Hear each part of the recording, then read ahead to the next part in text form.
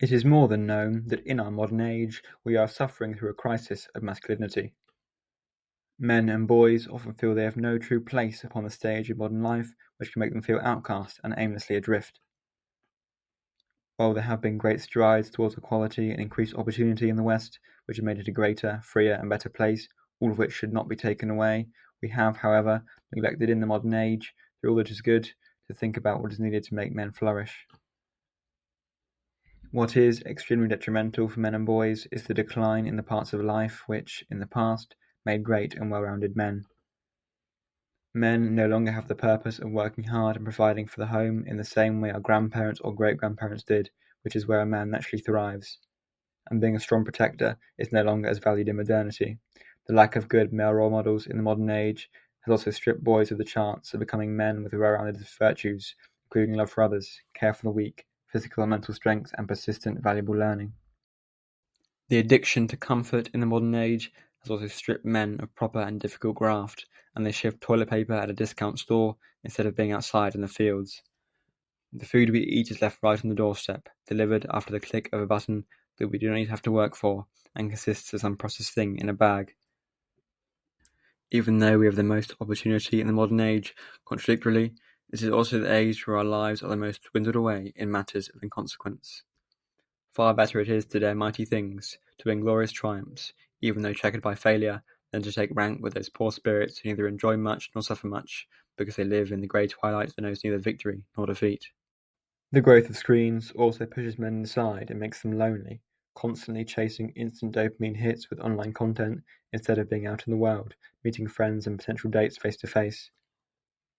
If we do go out in the world, any kind of learning at home is instead checked by endless streams of content. This is a generalization, but many of us are either hoodie-clad keyboard warriors who can navigate their way around an article concerning Roman history, yet have never seen the sun, or we are gym bros who have colossal muscles but minuscule brains and have never read a book in our lives. Where is that sweet middle ground? This is seen in contrast with the active and very social life of young men in the 1950s. While much of the cultural advancements of the modern age are great improvements since that time, the change in the tools used to cultivate men is not. A combination of learning without distractions, both from books and being out in the world, and developing healthy physiques by being outside and participating in more demanding group sports, created a healthy, balanced life for young men, which many do not have today. In other words, we no longer have as many well-rounded, flourishing men under modernity. Yet despite the poor current situation of manhood, all is not lost. Man is only as much of a victim of the modern age as he allows himself to be. With every bad hand of cards, there can be a good game played. With the correct methods, tools, and attitude, it is possible for a man to become a shining beacon of manhood in an age where many may feel lost. The numbing comfort of the modern age could be seen as an opportunity, given that we now have the chance to separate from the crowd and to put in the effort so we can strive to be those well-rounded men. It is a time for men to be the great male role models that they wish they had. Or as Seneca wrote, "No man is more unhappy than he who never faces adversity, for he is not permitted to prove himself." What's more, not many people more influential than the 16th century essayist Michel de Montaigne have advocated for this well-rounded concept of masculinity in one of his most famous essays on the education of children. Though the title seems to suggest that it is a piece of writing about raising children, the title is misleading. In actual fact, Montaigne sets out in his essay the ways in which he believes a boy can become a great man of virtue, which we can use all the same to improve ourselves. Montaigne spreads the idea of the universal man, a Renaissance concept which stresses the necessity for a man to exercise all mind, body, and soul. His rules, which help us improve these areas, could help aid our modern crisis of manhood and make us physically able, mentally sound and intelligent, driven and sociable. He wrote, "It is not enough to harden his mind, we must also toughen his muscles." In this video, I present the rules his essay has taught me about how to be a better man, which can break the mold modern comfort gives us, as they can make us more well-rounded in several aspects and a more cultivated, better version of ourselves. Anyone of any age or sex can use this list in order to improve themselves, though Montaigne originally intended it be for what makes great men. Rule 1. Have purpose. At the start of his essay, Montaigne notes the importance for a man to live with purpose, and that each man must give tender care and attention to his individual traits, and this is crucial to find his purpose which should drive him. Finding one's purpose does not come without trial and tribulation, and the discovery of the lifestyle that is meant for a man must be well tended to, considered, and given opportunities to grow, like the effort any flower needs in order to flourish. Without a purpose, man ultimately drifts aimlessly from one point to another with no goal in mind. Without a purpose, properly thought out, it is easy that a man can enter into some profession, exercise, or study that does not suit him at all, so he ends up wasting his life on some worthless pursuit. As Montaigne put it, but men, falling immediately under the sway of custom, opinion, and law, easily change or assume disguises. Yet it is difficult to overcome the natural bent, and so it happens that, having chosen the wrong course, we often labour to no purpose, and spend much of our lives training children up to callings in which they cannot establish themselves. Thus, it is of paramount importance that we do not labour to no purpose, and find our true calling which suits us.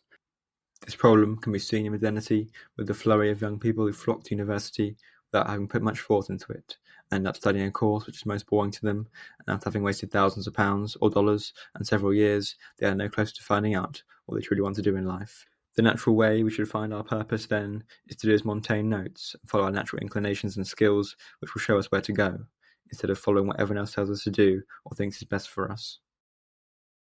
It requires trial and tribulation to discover what truly suits you, yet once you have watered and cultivated your defining traits enough, and found a purpose for them, you can live a valuable and driven life, and achieve greatness in your area of expertise instead of following the crowd and having a wasted life. It is never too late to follow your purpose. But my advice is that, this being a great difficulty, they should always be directed towards what is best and most profitable, and that we should pay little heed to slight conjectures and prognostications which we base on their childish actions. Rule 2. Experience true learning. And more is learned about the modern school system, the more and more anyone can see how flawed it is, and it cannot teach anyone anything very well. It was shocking to read about Montaigne's description of the way children were taught in the 16th century, as so much of it is similar to the modern day. We are taught to memorize dates in history, yet learn no real lessons from it. We are forced to read books we do not like, so come out with a hatred of them. We are told only abstract concepts in isolation that are not clearly explained in any way, so we are left clueless as to how this learning can be linked to any important areas in life, if at all. And we end up forgetting all of it and having no true knowledge. All the while, schools are made into places of fear and punishment, instead of a place to foster true virtue and knowledge, instructing by detention and not by reason. As Montaigne wrote, knowing by heart is no knowledge, it is merely a retention of what has been given into the keeping of memory. Montaigne stresses that a man must grapple with real knowledge and learning by being naturally curious. Man should endeavour to know everything to its extremities, and know nothing by trust, but by the knowledge that it is a certain way. We should study the greats and build on them, adapting them for our own life and making them our own. A true scholar should be able to apply what he has learned to his life and not just to his memory, and see how things he has studied link with 100 different subjects in order to truly understand them and make the most of his knowledge. Montaigne would recommend the greats: Aristotle, Plato, Ovid, Plutarch, and Virgil. The tutor should make his pupil sift everything, and take nothing into his head on simple authority or trust. Aristotle's principles must no more be principles with him than those of the Stoics or the Epicureans. Let their various opinions be put before him. He will choose between them if he can. If not, he will remain in doubt. Only fools are certain and immovable. Above all, Montaigne advocates for the studying of philosophy above much else in books. Philosophy is the greatest quest for knowledge, with the objective of making sound the mind, questioning many things and discovering real truth. For our pupil, a little room, a garden, table and bed, solitude, company, morning and evening, all hours shall be alike to him, and all places will be his study. For philosophy, since it is the mould of judgment and manners, shall be his principal lesson, and it is the privilege of entering everywhere. Finally, Montaigne stresses that, as importantly as sharpening the mind with books and wisdom, man must sharpen his body with exercise. In many occasions, Montaigne mentions that true learning is out in the world, and not in books alone, and this is an important point to remember. Being out in the world can teach more lessons than books. This idea of mind and body was so interlocked in his essay that it is difficult to separate them, though the next rule covers the essence of the importance of physical labour as a part of the path of manhood. The mind that harbours philosophy should, by its soundness, make the body sound also. It should make its tranquillity and joy shine forth. It should mould the outward bearing to its shape, and arm it therefore with a gracious pride, with an active and sightly bearing, with a happy and gracious countenance. The most manifest sign of wisdom is constant happiness. Why? Philosophy's object is to calm the tempest of the soul, to teach hunger and fever how to laugh, not by a few imaginary epicycles, but by natural and palpable arguments. Rule 3. Work hard and exercise. It is not enough to harden his mind, we must also toughen his muscles. As mentioned, the education of physical exercise and hard work are not separate from the education of reading books and learning new ideas at all in Montaigne's idea of becoming a well-rounded gentleman. In fact, he believes they go hand in hand, and that one should never be mentally intelligent without also being physically able. This links right back to my point at the beginning concerning the lack of men who can perform well both at the gym and intellectually, and Montaigne favours just the kind of man who can do both. He reminds us not that we are training the mind or training the body when we enter into mental or physical endeavours, but that we should think of it as training the man as a whole, as they are both part of it.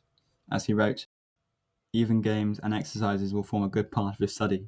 Running, wrestling, music, dancing, hunting, the management of horses and of weapons. I would have the people's outward graces, his social behaviour, and his personal demeanour formed at the same time as his mind. It is not the soul or a body that one is training, but a man. The two must not be separated. And, as Plato says also, we must not train one without the other, but must drive them side by side, like a pair of horses harnessed to the same shaft. When we listen to him, does he not seem to devote more time and more care to the exercise of the body, and to reckon that the mind will get its exercise at the same time, rather than vice versa? This view, of course, matches with our modern scientific discovery that physical exercise does indeed help the mind function and work at better levels. Clearly, it should never do to have just one or the other, and a man must be both strong and intelligent to be his best self. More than just physical exercise, however, Montaigne also advocates that to be strong, mentally and physically, a man should push himself through every physically and mentally demanding obstacle. That could be the freezing cold, the blazing hot, the uncomfortable and the difficult.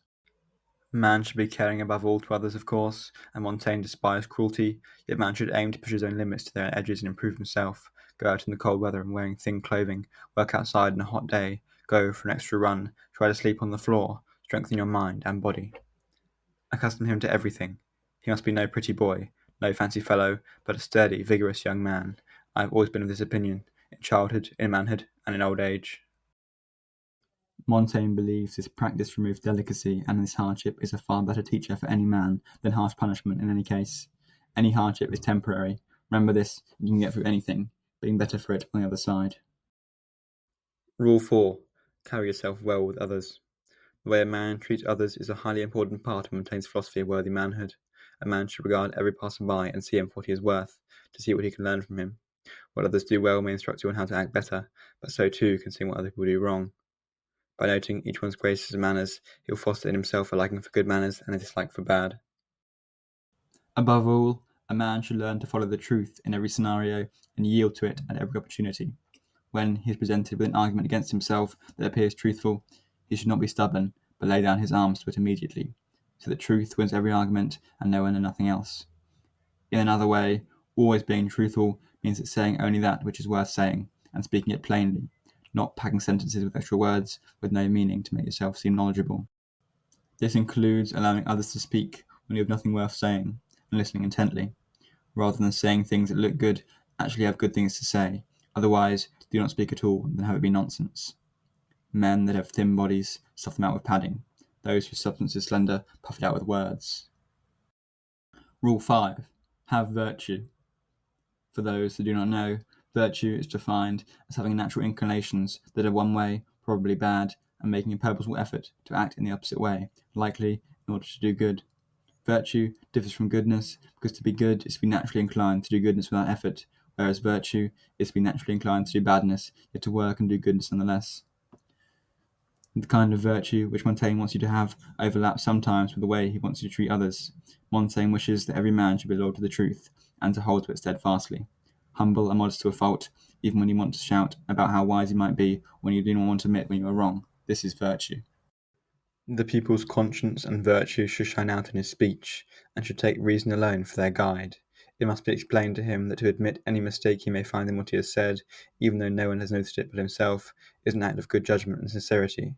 The chief virtues he is pursuing, that obstinacy and conscientiousness are common qualities, generally to be found in the meanest minds, and that to change one's opinion and to correct oneself, to give up a false position at the climax of heated exposition, is a rare, strong, and philosophical virtue. In the case of virtue, like the importance of not packing empty sentences with thick words in the case of speaking to others, it is also important to not shout out loud how clever you believe you are, even if you think it to be true, because it should show itself in your words. You may, upon grasping knowledge, want to begin arguments with every single passerby who you think is incorrect, yet you should not quarrel with everyone who says things not to your liking, because in that way you set the world against you. You can never bring everyone on earth to your view, so pick your battles. This is where that rule of silence, listening when you want to speak, is important. It is also one of Montaigne's key virtues. The pupil must be taught only to enter into conversation or discussion where he sees a champion worthy of his steel, and even then not to use all the resources that may help him, but only those that will serve him best. He should be trained to choose and sift arguments with subtlety, and also be a lover of brevity. By applying these methods, it means you're wiser, picking your battles and not being the loudest person in the room, but the most knowledgeable, ready to use it if necessary. You will also hold to the truth again above all, and admit when you are in the wrong immediately, following the virtues which Montaigne sets out for the most philosophically minded and mature of men. Rule 6. Remove the noise. Get on with it. The final rule of being a man on this list is more of an assurance or a quality that you may need in order to reach the other 5. The rule is very briefly mentioned in the essay, yet very important, that being the removal of all external distractions and worthless pursuits. Montaigne stresses the importance of truly embracing all of the above, and if a man rather spent his time on something idle and abstract than the true purpose of his education and growth, when he gets a chance to mentally or physically challenge himself, he is deviating from the way it needs to be followed to be that well-rounded, capable man. Montaigne's message seems to match almost perfectly with our modern concept of social media, with endless streams of content and noise, and endless hours of shows watched on Netflix, which are, when looking at them from a distance, quite worthless and pointless endeavours, which simply distract us and occupy us while adding nothing to our lives. Montaigne noted, if the pupil proves to be of so perverse a disposition that he would rather listen to some idle tale than to the account of a glorious voyage, or to a wise conversation when he hears one, if he turns away from the drum beat that awakens young ardour in his comrades, to listen to another tattoo that summons him to a display of juggling, if he does not fervently feel it to be pleasanter and sweeter to return from a wrestling match, dusty but victorious, with the prize in hand, than from a game of tennis or ball, I can see no other remedy than this, for his tutor to strangle him before it is too late, if there are no witnesses. Alternatively, he should be apprenticed to a pastry cook in some substantial town, even if he is the son of a duke. In compliance with Plato's precept, the children should be placed not out of the calling of their father's qualities, but out of their own minds. In other words, Montaigne advises you in your education to remove all distractions and pursuits which do not benefit you or your purpose. It is important for Montaigne's universal man that he always seeks to embrace the physical hardship of the gym or the mental strain of learning something new, as scrolling on TikTok. You are, of course, permitted to relax, but if you skip the chance to learn or work out for an idle pursuit or constantly choose the easy way, you'll get less out of your learning. Having your eyes on the prize at all times is what drives success. In conclusion, if a man takes these rules and applies them to his life, he should become Michel de Montaigne's concept of the ideal man. He should have a purpose and strive for mental and physical mastery, from books, exercise, and most importantly, being out in the real world and seeing what it has to teach. He should be at once knowledgeable and physically able, yet the most modest in his acquisition of such traits, only brandishing his steel in moments where it is worth his while, not being the loudest or most abrasive in the room. Montaigne's precepts should help aid some of the problems men face in modernity, as they should now have learnt plenty from the company of others, or having gotten out in the real world and seeing what they can learn. They should also have studied philosophy greatly, in order to sharpen their minds and help them think differently and work out, which are both driven by putting in hard work, both of which result in a healthy body and mind. Montaigne's ideal men should also be purpose-driven, or, at the very least, not wasting their lives on a worthless pursuit. On top of this, blocking out the noise of social media and needless screens shall give men the ability to live clearly and follow their goal of improving themselves. In sum, men should feel once more a sense of purpose, less lonely, and a sense of achievement, if not in the workplace, having improved their physical strength and mental intellect, now being the good masculine role models this generation of men should have had, thus creating the well-rounded men which modern society lacks, and the conditions which help men thrive. I hope you enjoyed this video and it inspires you to read more great writers like Michel de Montaigne, and that you learn as much from him as I have, and that you stick around for other videos I make.